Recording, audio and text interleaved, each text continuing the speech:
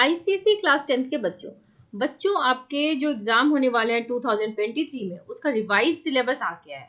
तो you should know the syllabus ताकि आप अच्छे से पढ़ाई कर सके। तो इस वीडियो में हम बायोलॉजी के पेपर को डिस्कस करने वाले हैं कि बायोलॉजी आपका कैसा रहने वाला है। ठीक है, तो देखो थ्योरी जो होती है वो 80 मार्क्स की होती है और इंटरनल जो होता है प्रैक्टिकल वो आपको 20 मार्क्स का होगा। इस बार एक ही एग्जाम होगा, दैट यू नो। सिलेबस लेकिन चेंज है, तो आप ध्यान से बारीकी से देखिए कि आपको क्या पढ़ना है और क्या नहीं पढ़ना है। राइट, बायोलॉजी में सबसे पहले तो बायोलॉजी की जो बेसिक होती है सेल साइकिल, सेल कैसे नया बनता है, जिसके फेजेस हैं इंटरफेज G1 S G2 और फिर माइटोटिक फेज। तो इसको पूरा इलेबोरेटली विद डायग्राम आपको जानना है। Then structure of chromosome, chromosome काफी सारे बच्चे समझते ही नहीं होता क्या है, डीएनए क्रोमोजोम के बीच का डिफरेंस नहीं समझ में आता बच्चों को, तो इसको क्लियरली समझना है। डीएनए को समझना है, क्रोमोजोम को समझना है। Genetics it's a new thing, Mendel के लॉ पढ़ने होंगे। मेंडल का लॉ जो है, 3 लॉ बड़े इंपॉर्टेंट है, इन तीनों में से कोई एक लॉ एग्जाम में आते ही आते हैं। उनके जो क्रॉसेस थे, मोनोहाइब्रिड एंड डाईहाइब्रिड क्रॉस, वो आपका आएगा।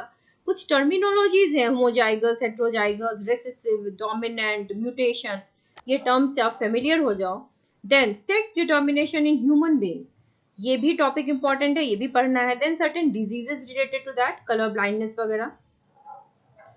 सेकेंड टॉपिक है हमारा प्लांट फिजियोलॉजी, प्लांट में कैसे रूट पानी एब्जॉर्ब करता है, इम्बिबिशन होता है, डिफ्यूजन होता है, ये बड़े सारे बड़े टॉपिक्स हैं। प्लाज्मोलाइसिस आपने सुना होगा बट आप इलेबोरेटली उसको नहीं जानते हैं। जाइलम में पानी कैसे राइज अप करता है, फूड का कैसे ट्रांसपोर्ट होता है, तो ये सारी चीजें, कुछ फोर्सेस होते हैं, कोहेशन, अडहेशन, ये सब आपको यहाँ पर इस टॉपिक में पढ़ना है।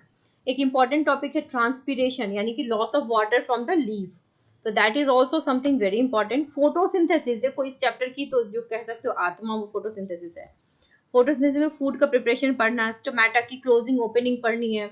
देन कुछ टॉपिक्स हैं लाइक लाइट का रिएक्शन, डार्क रिएक्शन। फोटोसिंथेसिस में 2 रिएक्शंस होते हैं, यहाँ पर एनर्जी का इन्वॉल्वमेंट होता है। ये रिएक्शंस बच्चे जल्दी भूल जाते हैं, you have to write and practice these reactions.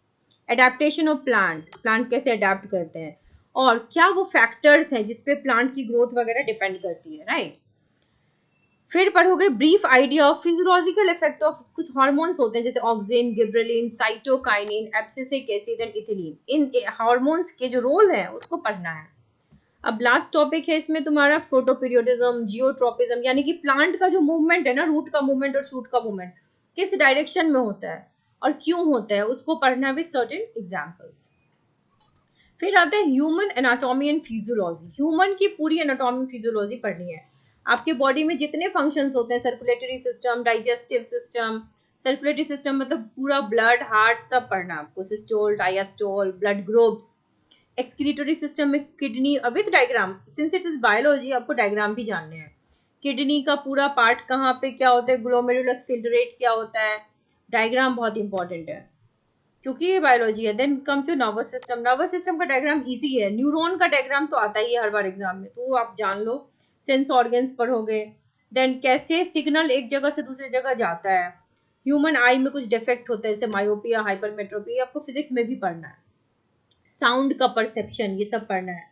फिर एक बड़ा अच्छा सिस्टम है एंडोक्राइन सिस्टम, यहाँ पर हॉर्मोन्स का इन्वॉल्वमेंट होता है, तो यहाँ पे difference between endocrine and exocrine gland पढ़ोगे। और बहुत सारे हॉर्मोन्स पढ़ोगे, पैनक्रियाज, इंसुलिन, पैनक्रियाज से क्वेश्चन आता है, इंसुलिन और ग्लूकागन से भी आता है, यहाँ इनका शुगर के लिए रोल है।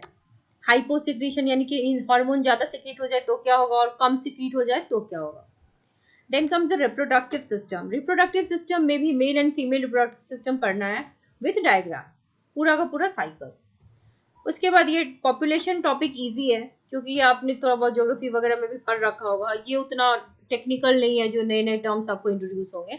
This is an easy part, population कैसे एक्सप्लोड करता है। Then come the pollution, pollution वाला पार्ट भी इजी है, आप जानते ही हो, बस आपको लिखना सीखना है कि किस तरीके के पॉल्यूशन होते हैं, एयर, वाटर, सॉइल।